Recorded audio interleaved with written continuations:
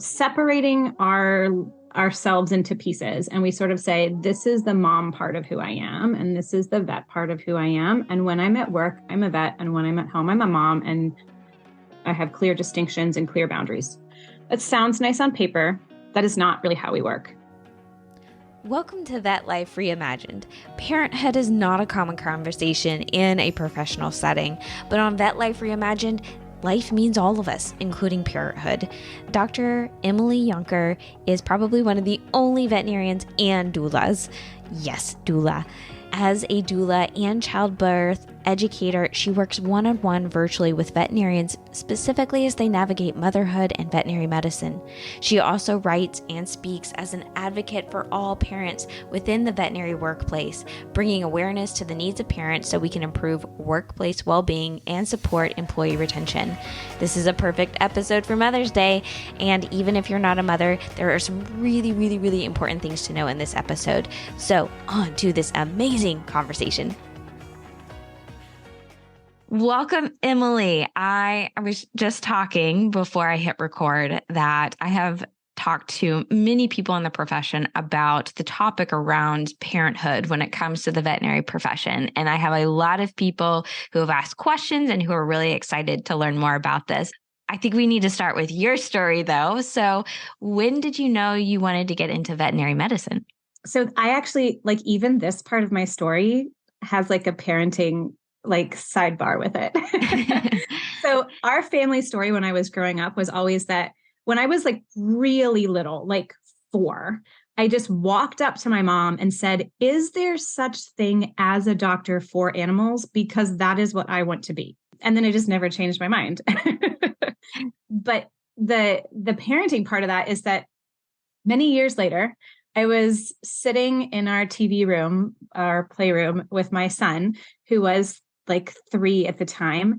And we stumbled across an old TV show on Amazon Prime. You can watch a whole series for free.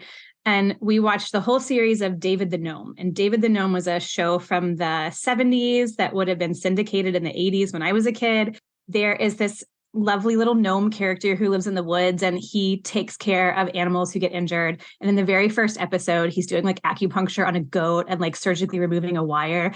And I had this sudden awakening. Oh my gosh, I watched this when I was 4 and thought it was amazing and said, I want to be a doctor for animals. And just now remembered that that was the reason I walked up to my mom and asked that question. Oh, wow. And it's really interesting too, because I've really embraced sort of an integrative medicine component to my practice. And it's all because of David the Gnome. So, well, thank you to the gnome, because you went to vet school, and going into vet school, did you have an idea of what your career might look like? Did that change through the 4 years? So actually, I really knew what I wanted by the time I got to vet school. And I realized that that's not the way everybody is. But I was a little older. I had gotten married before vet school and had a couple of years of marriage before, and I did some grad school before I went to vet school. And I knew that I wanted to do integrative medicine before I even went to vet school. And I knew that there's not a residency for that. There's not really an internship for that. There's one now, I think. And so I knew that I had no intention of doing an internship or residency. I knew I needed to go out into the world and get experience. So I was pretty focused. I mean, I started a club in vet school that was specific to integrative medicine. And I worked with a faculty member, Barbara Kempinen, to create an elective. And so my junior year, I actually got an elective in integrative medicine that she kind of created because she knew I had an interest in it, which was awesome. And then I used all of my externship time to basically explore the world of integrative medicine. So I followed a house call vet around. I went to a big specialty practice that specifically had an acupuncture service incorporated into it.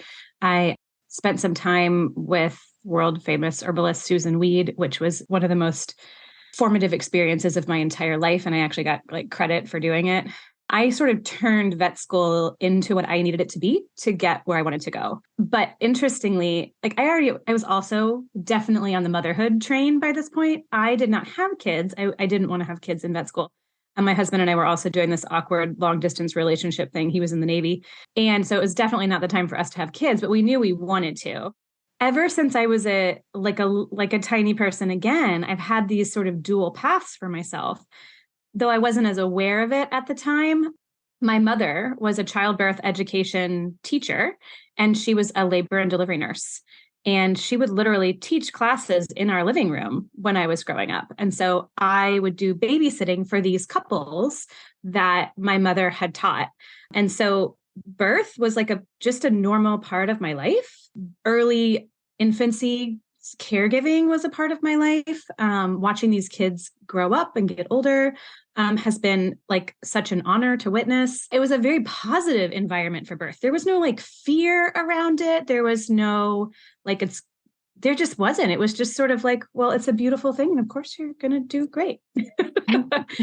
Even in vet school, like I took and I created an elective for myself. I worked with Dr. Bartol at Auburn University, who works on the immune system. And at the time, he was really specifically focused on the effects of colostrum and milk on the gut. And so like I delved into basically the benefits of breastfeeding as a vet student, like made a special project out of this. And then I took not one, but two theriogenology electives and was part of like the full team in school, even though I had zero interest in going to reproductive medicine. I just really like to be around pregnant mares. So basically right out of vet school, we'd been married for 7 years. My husband and I met in high school. So we'd known each other for like 15 years. And it was like, okay, it is time. It's time to do the baby thing. I was 31 at the time. I went into private practice, worked in kind of a typical, really busy multi-doctor practice that had pretty good benefits because I actually picked my job based on the benefits I wanted. I waited exactly the amount of time I needed to wait for my short-term disability insurance to kick in. And then we got pregnant. Like it was like very like, this is the plan. We are moving forward. And so for me, the year after I graduated vet school, I had a baby. And so this has just been, these things have always gone together for me. There's never been like a time where first I did vet things and then I did mom things. It was just a matter of figuring out the best way to make it all happen, which I think is kind of unique. That's not everybody's journey. Yes. Well, and maybe this is really tactical, but I think this might be something that people might have a question about is you talked about the insurance. That might be kind of something people didn't think about, or if you are in that family planning or picking a place to work, because, oh my goodness, that's a big conversation these days is right. I mean, everybody and their brother is offering these shiny little packages, but what is something maybe that you could elaborate on when you would recommend, like what things to look for when you're prioritizing family, but you also want to work in a good practice? What are things like that you should be looking at? I will say my number one thing that's come up when I talk to people about this topic, which is a lot, is hold out for the right thing. You have a little bit more time than you think. You don't want to rush into the wrong thing. The second thing I will say is that the world has actually changed a lot. It has only been 8 years, but it's a completely different environment than it was 8 years ago. Bigger corporate practices have really great benefit packages. And because they have entire HR departments and because they've really standardized things, there's a very straightforward way that things are supposed to work. And there's like a very clear hierarchy and you know who you're supposed to talk to. There are absolutely exceptions to that. And I hear all of the disaster stories that occur. But for the most part, the corporate practices have a very clear set of things in place. A lot of them do require you to purchase separate short-term disability if you want pay during the time that you're on maternity leave. Otherwise, it's unpaid leave. Now, in smaller practices, which is where I was for my second and third pregnancies, it's a whole different ballgame. Every single one is different, and you need to be really clear on what that particular practice will and will not do. And for me, there's rules about what theoretically that people are allowed to ask you in an interview. They're not allowed to ask about your reproductive status or your childbearing plans. Like they're not allowed to ask that. So I brought it up. because I said, this is a major determining factor for how I feel about a job. So we're going to talk about it. Because it's not just an interview where you're trying to get someone to hire you. You are interviewing them to see if this is going to be what you need and want. So treat it like that. I just put my cards on the table and I would say, I have an 8-month-old. He is a priority to me. He is probably not going to be my only child. Let's talk about how leaves work. Let's talk about how paid and unpaid absences work. Let's talk about having to cancel things at the last minute in case I have a sick kid. Like, let's talk about this. And it's amazing once you open the door, like how many different models are out there. People have really thought about this. I've interviewed at practices that have literally like added on whole separate parts to the hospital so they can have an ensuite nursery. I've interviewed at places that have just allowed you to bring the baby to work. As long as you work out a way for the child to be cared for where you can also do your job, it's okay to bring your baby. I have interviewed at places that are super flexible with your time so that you can do school drop off, come in, work until school pick up, and then that's it. That's your whole day. I have interviewed at practices where they have very generous combination vacation flex hours so that whether you are taking sick time for a kid or to go care for a parent, because that's something else that happens when you get older as your parents get older, or whether you actually are on vacation, it's all together and you can use it the way you need to use it. There's pros and cons to that, but for young parents, that's often really helpful. So you just have to ask all the questions.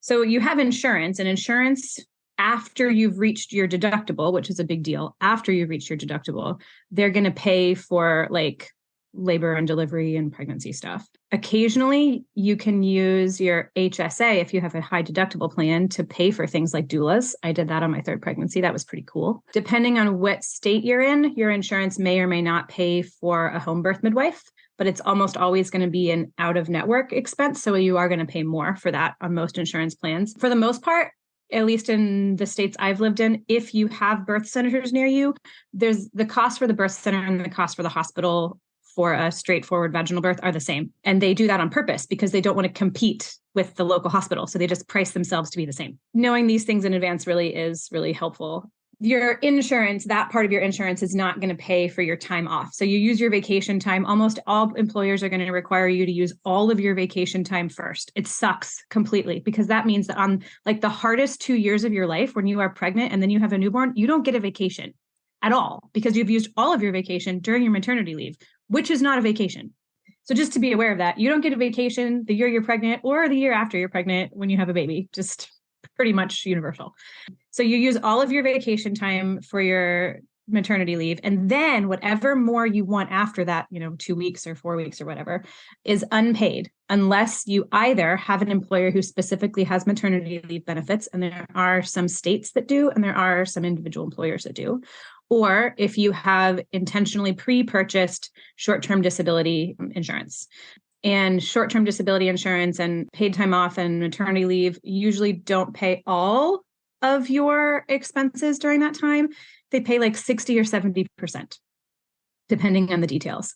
So all of these things are kind of things to keep in mind when you're trying to figure out your finances during that time.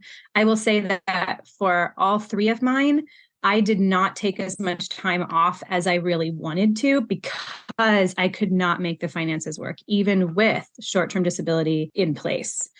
So I did different things with each pregnancy, depending on what I could figure out, but none of them did I take really as much time as I wanted. So when people ask me how much time should I take, which is possibly one of the most common questions I get, I'm like, look, how much time I think you should take is basically irrelevant. How much time can you afford to take? Take that, all of it. Don't short yourself. Yes. And if that's only 4 weeks, have grace with yourself. And I can give you some other advice. If that's 8 weeks, less than ideal, but you'll probably be okay. If it's 12 weeks or beyond, understand that you are in less than 1% of the population that gets to have more than 12 weeks in the US anyway.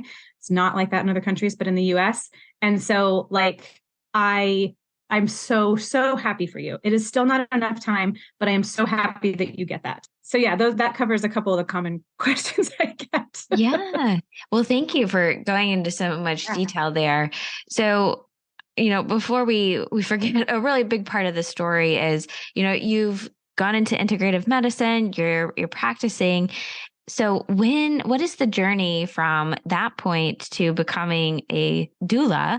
And first of all, how do you explain what a doula is? Because when I was excited about this interview and I was telling my husband about it, and then he goes, "What's a doula?" So I was like, "Oh, okay. So let's start with what is a doula and then kind of go from there." Yeah. Okay. So a doula is a non-medical support person. So a doula's job is with emotional and physical birth support was kind of how doulas started. And that role has really expanded. You can now find a lot of doulas doing postpartum work. And then you can find a lot of on the childbirth education side.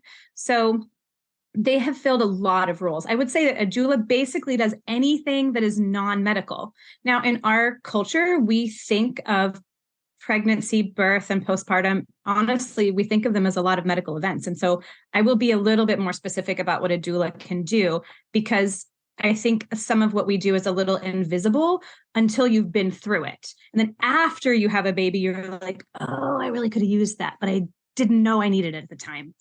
So part of it is the educational component. You can get tons of free education on the internet these days. I'll be perfectly honest, I never took a childbirth course and I never had a doula. Well, that's kind of not true for my third, but anyway, I did not have paid childbirth education, and you can kind of do it on your own. But I will also say I'm a huge birth nerd, as I've made very clear at this point. And so I literally, before I came a doula, had an entire bookshelf full of books on pregnancy, birth, and postpartum and infant development and all this stuff, like a whole shelf of books before I was a doula. And so if you're not that person who wants to spend a minimum of 100 hours preparing for the birth of your child, you might want to pay someone who can compress that information into what you really need to know in your situation. You don't, it's funny because almost everything covers what are the stages of labor and what are the medical options and what should you eat? Virtually everything covers that, and you can find that information anywhere. I will say, except for the part about what to eat, all of that is basically irrelevant, and you don't even need that information. You don't actually need to know what stage of labor you're in. You need to know how to cope with what's happening to you. You need to know how to make decisions about what's happening. You need to know how to ask questions and advocate and have people on your side who are going to help you walk this path. And those are things that are harder to learn from an external source because they're not tailored to your personality and your circumstances and who you have in your life and what your medical or non-medical issues and needs may be. So that's what a doula does. It helps you narrow down what is right for you under those circumstances. In a birthing space, it's super practical for the most part. They're literally providing compression on your back if you're having back labor. They're pressing your hips to help baby rotate during the final kind of third stage. They're literally holding your leg while you're pushing. They're putting a cold cloth on your head. They're changing the lighting. They're bringing you snacks, literally all the things. The other thing that they do is sort of act as the coordinator, like a wedding coordinator would. So maybe your spouse is the person that you are much more comfortable with touching you. You don't really want strangers touching you during your labor. So they're giving them ideas. It's not like your partner's ever done this before. He doesn't when to tips or when to provide counter pressure on your back or and so she is sort of a guide for that, sort of being remind her to get up and pee, remind her here, just hand her this. You don't even have to say anything, just hand her this and she'll drink the water and take it back. And then the other thing that a doula does, depending on the doula and depending on your specific circumstances, is she is your sort of non-medical advocate. So when you go into a hospital system, you are definitely in a system, a very, very big system that really has a lot of protocols in place. I mean, like we do in our practice, but on an even bigger scale. And so sometimes your individuality can feel a little lost in that. And a doula especially if this is a local doula who works with the hospital system all the time, knows how this whole thing flows. She's done this a lot, but she is not part of the hospital system. So she is a great go-between to help you in your specific circumstances navigate that system. And that in and of itself is possibly the most valuable thing that a birth doula can do.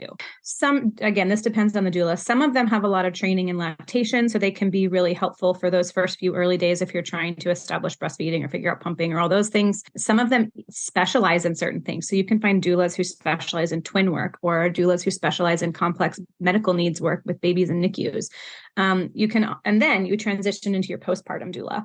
Your postpartum doula literally comes to your house and does things for you. This depends on what you need and the individual doula, but some of them will take the baby so you can sleep. Some of them will do laundry, some of them will cook.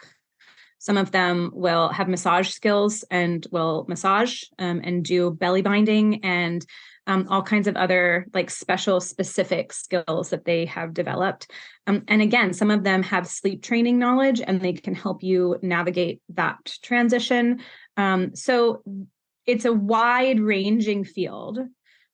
And you can pretty much find what you need in any parenting sphere by looking at least in doula circles. My specific focus, since I work virtually, is on childbirth education and then planning for the postpartum so that you have all the things in place to make that experience a little smoother. It's going to be rocky, but we can make it smoother. And then I definitely do some emotional support on the postpartum side so that like when people... Well, so far it's been mostly for people who didn't really plan, and then they really need some postpartum support. But certainly, especially if I've been working with someone consistently, we just plan ahead for like 3 postpartum conversations, like from the beginning. Like we're going to space them out predictably, and we're going to be able to talk about certain things as we go. So I do virtual work, so that's definitely really different than doing birth doula support, but it's all still in the same kind of skill set. Yeah. Oh, no. When we were talking before, our pre-call, when you were talking about emotional support, even like before, like during the pregnancy, because I can just see how valuable that is. When you were describing your experience with childbirth as a child, because your mother, it was just a normal, happy, this is going to be fine. This is great. That is not how I think about birth. Like it's terrifying to me. And then I hear all these parents talk about like the worst of the worst stories about being parents. It's like, you're not helping it. So being able to have that person who will be there emotionally through the whole thing, I think is so valuable. And then as you're talking about postpartum, and I apologize if this is a silly question, but when does postpartum depression usually occur? That's a tricky one because you're going to get a different answer from like a textbook versus a lived experience. So interestingly, postpartum depression was not even labeled as a thing like in that, big book of psychiatric diseases until the 1990s. It didn't even exist as a diagnosis before that. And so finally, when it became an official diagnosis that you could receive from a psychiatrist, it had very specific guidelines, and you couldn't even diagnose it until someone was past 6 weeks because they had to have had symptoms for 6 weeks. You couldn't have developed signs after 1 year. So it's like this really kind of narrow space to define it. The lived reality is that some people, and I would actually say that veterinarians frequently are like this, because they know that they have a previous history of anxiety, depression, OCD, or a number of other things. They're already looking for the signs, and they can see it sometimes within the first few days, sometimes within the first few weeks. Definitely, most veterinarians have recognized it in themselves before they get to that 6 weeks mark. Some people are, and so much of this depends on your provider too. Some people already have a plan in place for dealing with it. And so they've already lined up their therapy appointments. They've already talked to their doctor about adjusting their meds doses. They're on it. For people who don't have quite as much of that personal experience and being able to see it in themselves because they haven't had a history of it before, it can take some time before you can figure out how much of this is just sleep deprivation, because that's real. How much of this is frustration because this is hard and this is new stuff that I've never done before and I'm learning new skills. How much of this is like literally like discomfort from like a C-section or something. And how much of this is truly like there's something different in my brain. So it can take some time to recognize that. And sometimes you're several months in before you really see it. There's also another thing that can happen where you're actually okay for that first few months. There's a lot of neuroprotective hormones going on during that time, and they actually literally protect the brain from some of these traumas. But as those things start to fade at 6 months or 9 months or a year or 18 months, that's when it hits. I think that is under-recognized, but it is absolutely a thing. Then it's no longer called postpartum depression. And I guess I could say, okay, sure, you can call it whatever you want, but this is the depression that happened after you have a baby. Yeah. The reason why I wanted to specifically ask this question was, back to an earlier question. If one of the most common questions are, how long do I take off work? Well, what about if the postpartum depression is really kicking in when you're back at work? So to me, that's like layering on, stressors potentially. And what do we do about supporting colleagues who are very career driven? They're having to go back or not have, they're choosing to go back to work to some degree, but, we love what we do. So how do we also support colleagues in the veterinary profession on kind of dealing with a lot of different layers of some of these anxieties and things with postpartum? I think this is actually really hard because I'm not going to lie, my like gut reaction here is like, well, obviously we just need to dismantle patriarchy and capitalism, and that would pretty much solve the problem. We'll work on that. Yeah.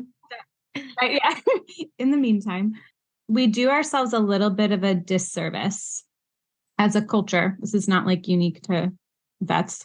Separating ourselves into pieces, and we sort of say, this is the mom part of who I am, and this is the vet part of who I am. And when I'm at work, I'm a vet, and when I'm at home, I'm a mom, and I have clear distinctions and clear boundaries.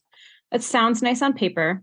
That is not really how we work. Your brain is in both places. You don't leave parts behind. The parts of you that create hormones are changing constantly, no matter what setting you're in. And they actually respond to the setting you're in, which makes things even more complicated.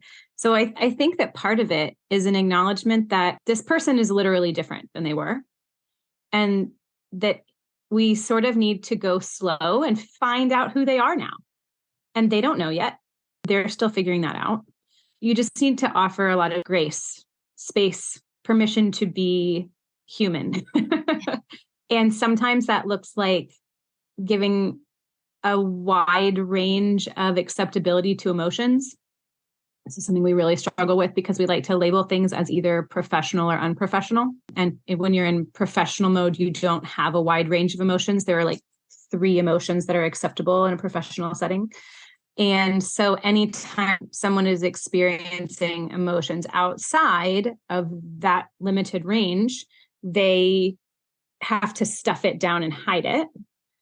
And so we really need to make sure that we give people some space to experience those things.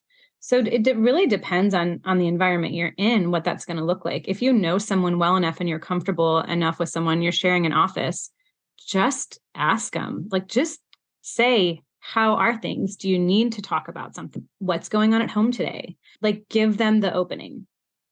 If it's a little bit less of an intimate setting and you don't know that person as well, then it's still okay to check in with them and just, don't push them on it, but be like, hey, do you need anything today? How are things going? And I almost guarantee they're just going to be like, everything's fine. Yeah. And meanwhile, it's that like classic image of like the dog in the burning building. And he's like, this is fine. This is fine. This is fine. The 90% it's going to be that. So it's really hard to tell in a professional setting what's really going on, but consistently keeping the door open for that is really helpful. The other thing I think that we can do on a one-on-one level is to be a little bit more open ourselves with what's going on with us. And I have really started doing that in the workplace. I frequently talk about my kids to the level it's probably obnoxious to people who aren't really into kids. And I'm okay with that. Hi, we'll be back with the second half of the show after this quick break. But first, I wanted to take a moment and thank you for listening to the Vet Life Reimagined podcast. If you're enjoying the show, the best way to support us is to leave a rating and review on your favorite podcast app. It really helps us to reach more listeners, and we really appreciate it. Thanks for listening. And now back to the episode. And you know what it's done? I see it almost across the board, almost universally. People then come to me and tell me about their dogs or their kids or their parents or their plants. And it's permission to bring your life into your life, to be all of your parts. And when we have a culture that allows us to be all of our parts, we have so much more joy, but we also feel seen during the times that we are struggling. And being seen is such a foundational human need. It's just part of being humans. We are such social creatures. We need each other. We need to be witnessed. And so we can do that for each other, even in a professional setting. I mean, I think that is some of the biggest thing. From like a more like top-down level, I would love to see flex time be a whole lot more common. I would love to see a whole lot more graduated return to work where you come back for like a day a week or 2 days a week without it like somehow blowing up your maternity leave coverage, because you're not allowed to work during the week that you're using your maternity leave, and stupid arbitrary rules that don't really apply in real life. It doesn't make any sense, because the people who make these rules aren't the people who have to like experience the results of the rules.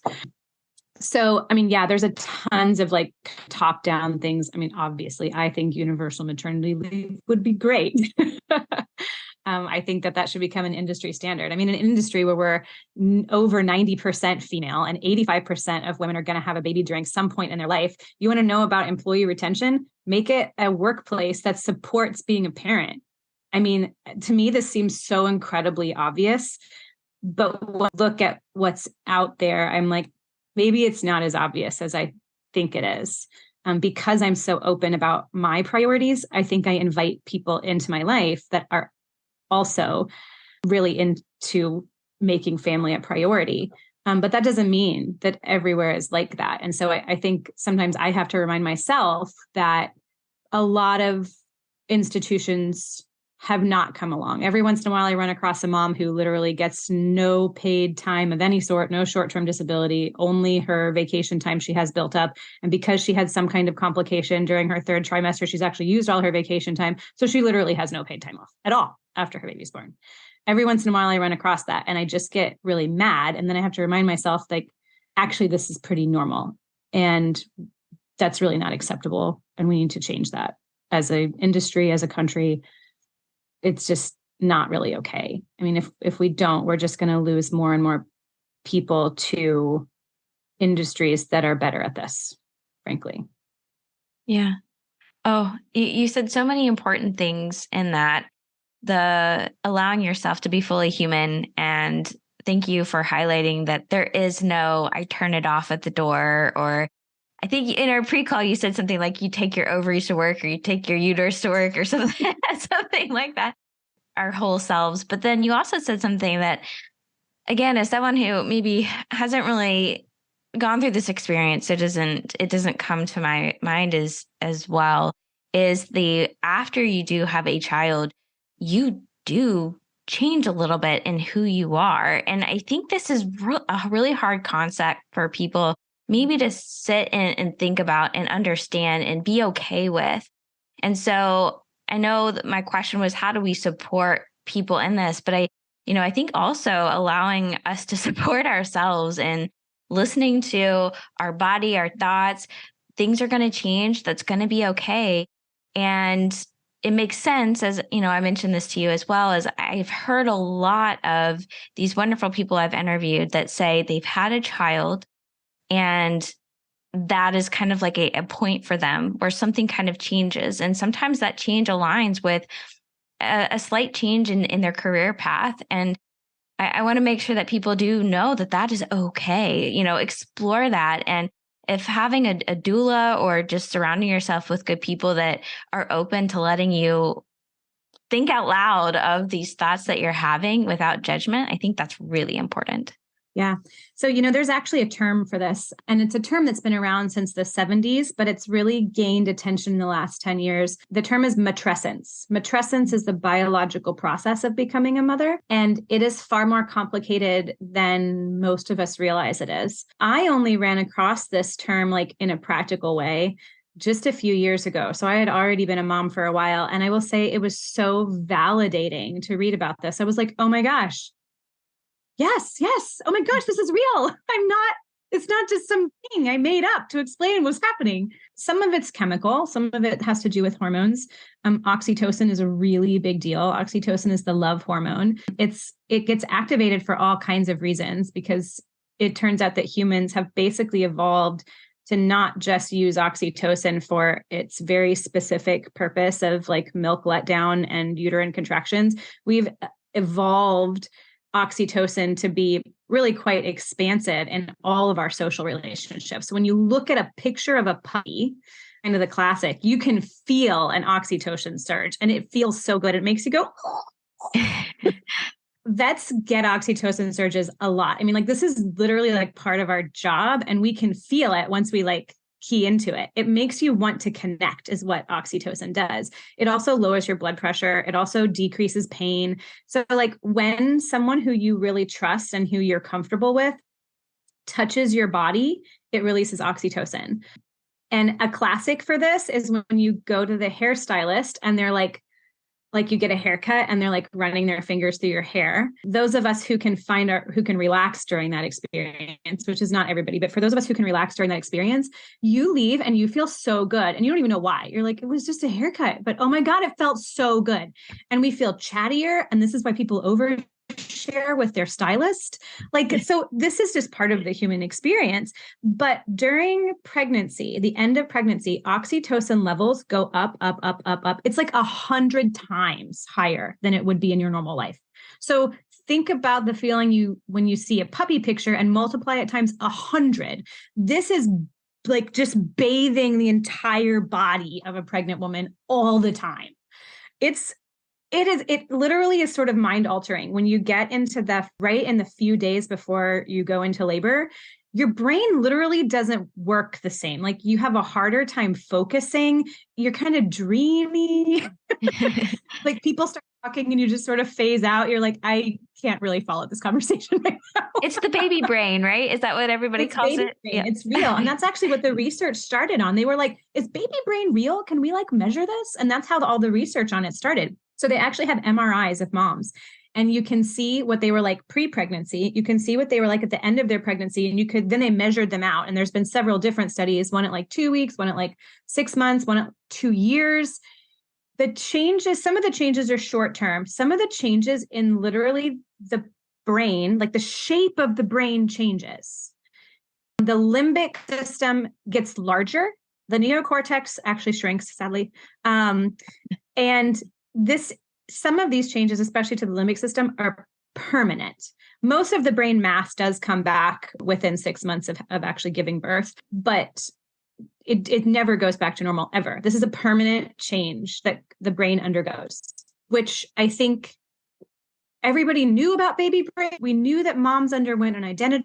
I think most of us is due to external factors. Like, you have this person to care for now, and this is a lot of love, and we have to make sure we prioritize this. But we didn't actually realize the very specific results that happen in the brain due to this bathing in oxytocin. And now that we understand that, like, first of all, it's validating to those of us who are like, oh, that makes so much sense. But to those of us who are preparing for it, like being like, okay, this is going to feel different in one way or another. And that's like normal. That's part of the process. And, you know, from an evolutionary standpoint, because like this isn't just so that we have baby brain, like that doesn't, like, why would that be a thing? From an evolutionary process, from like looking back, you're like, anthropology, like, why is this the way it is? It's because we simplify down during that postpartum. We don't need to be solving math equations. We need to be focusing on this tiny, helpless person in front of us. And that because of our upright position and our pelvic shape and our giant brains has to come out incredibly immature. So they need so much care in comparison to other mammals. So our brains are changed to simplify down, to focus on connection, to pick up on really subtle social cues and body language. And as a result, we're better parents. That lasts. But then it's interesting because it turns out that some of those skills start applying to other areas of our life. So moms, I mean, this is a generality because we're all individuals, right? So not every single person is a stereotype, but compare who you were before you had kids. You are better about picking up on environmental and social cues after you have kids. That is, I mean, I think when I think of it, I'm like, that is very valuable as a skill as a veterinarian. And just as a human in the world and as a team member, as part of a workplace, like someone who can like feel the room and like knows the vibe and then can act on that. Oh my gosh, that's amazing. You cannot pay for that. You can't really teach that. You can actually teach that, but it's not the same as just doing it. And so like, this is like mom's superpower. And this is like a real thing that we can measure by looking at MRI scans in the brain. And you can actually look at the people, they literally did this. They correlated the amount of oxytocin with the amount of brain change, and they could see the correlation. So for those people who are fortunate enough to have birthing experiences and early postpartum experiences that are the most supportive of their physiology, their brain goes through this remodeling process more consistently and to a greater extent. And so you'll definitely find moms who had it a little bit with the first, but maybe not as much. But by the time they get to their second or their third, it's more pronounced. And that's because that particular woman's brain, the full spectrum of the change didn't happen the first time. And other women do have the full spectrum of change the first time.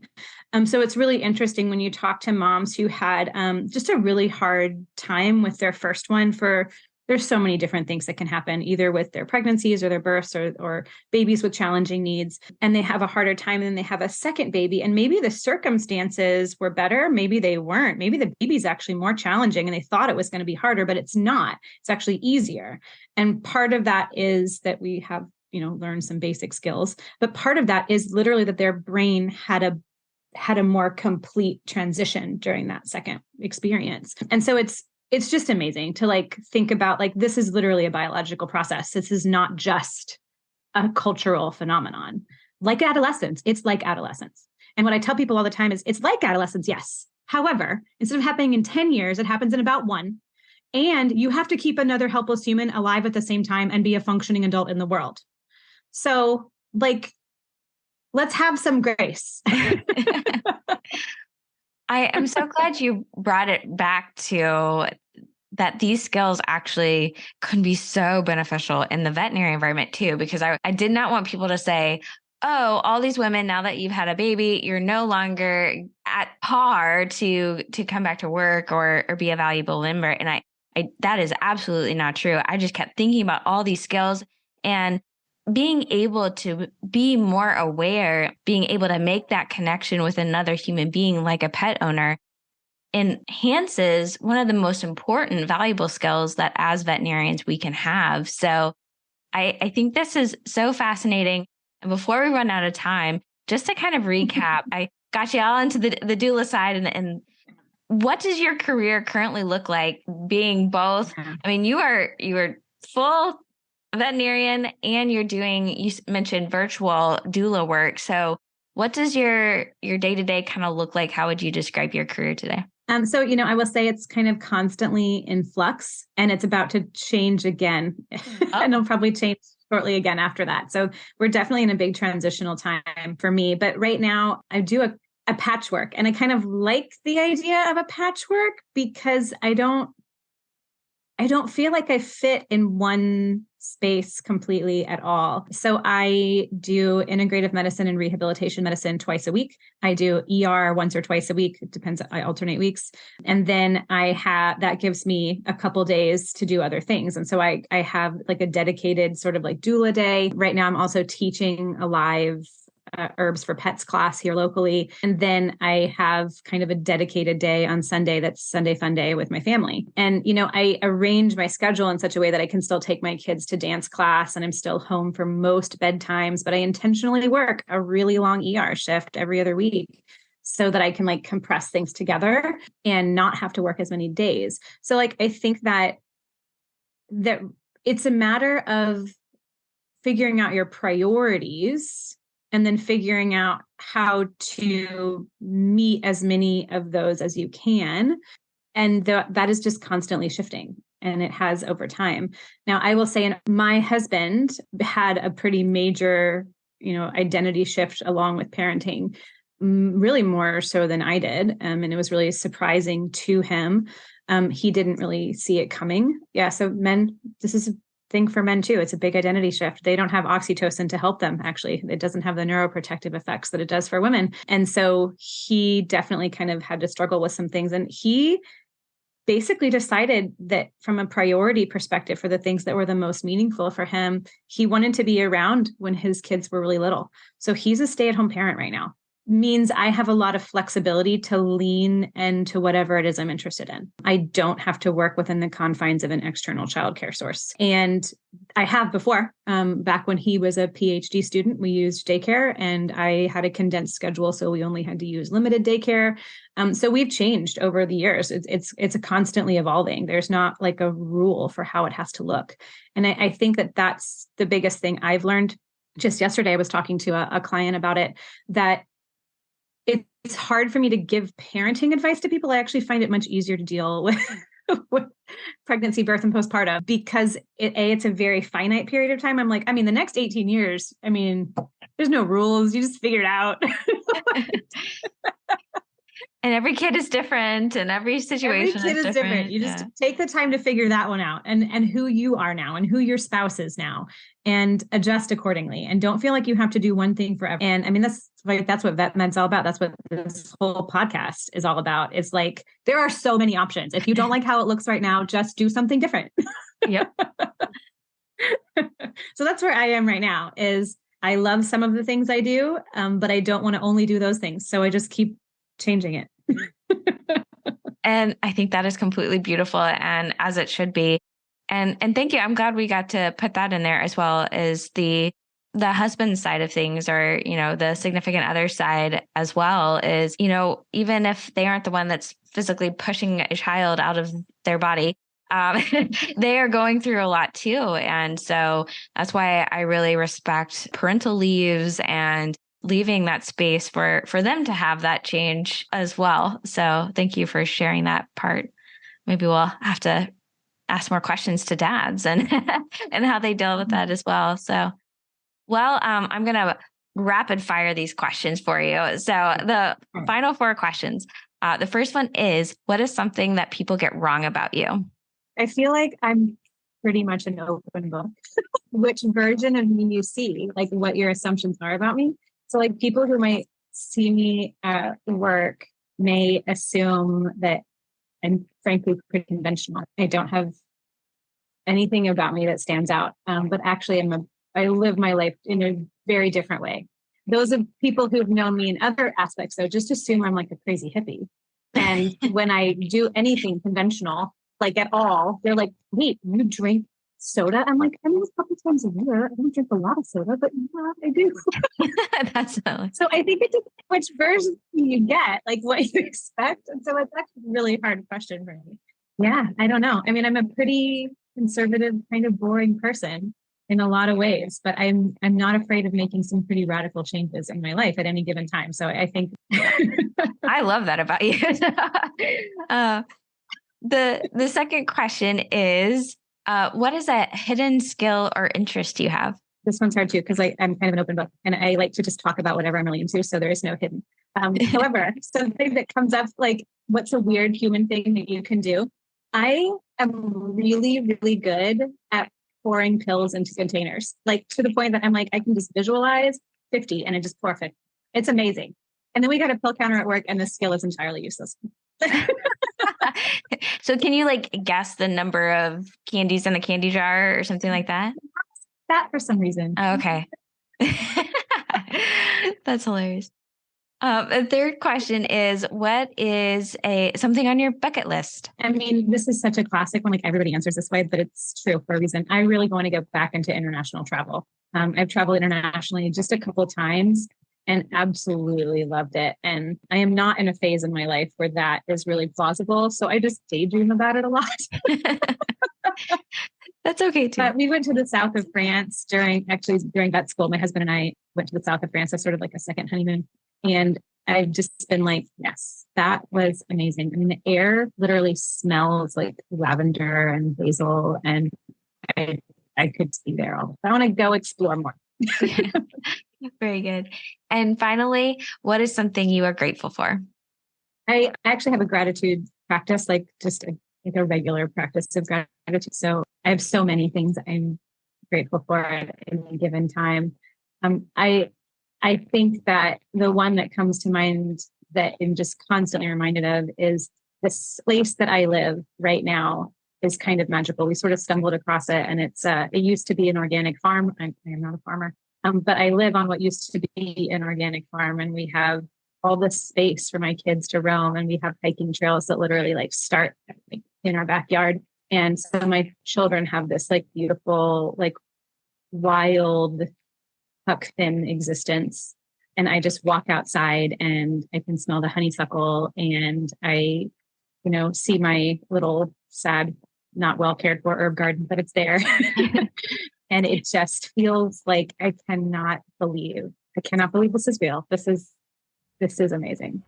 That's my current gratitude for the day. Thank you for being part of Vet Life Reimagined. If you are interested to learn more from Dr. Emily, you can sign up for her newsletter, I did, and find out more about the free classes that she teaches from time to time. Her website is veterinariandoula.com. You can also follow her on Facebook, the Veterinarian Doula, and her Instagram handle is @veterinariandoula. And if you are headed to Vet Girl U in August, she will be an exhibitor. And last but not least, to all the mothers out there, happy Mother's Day.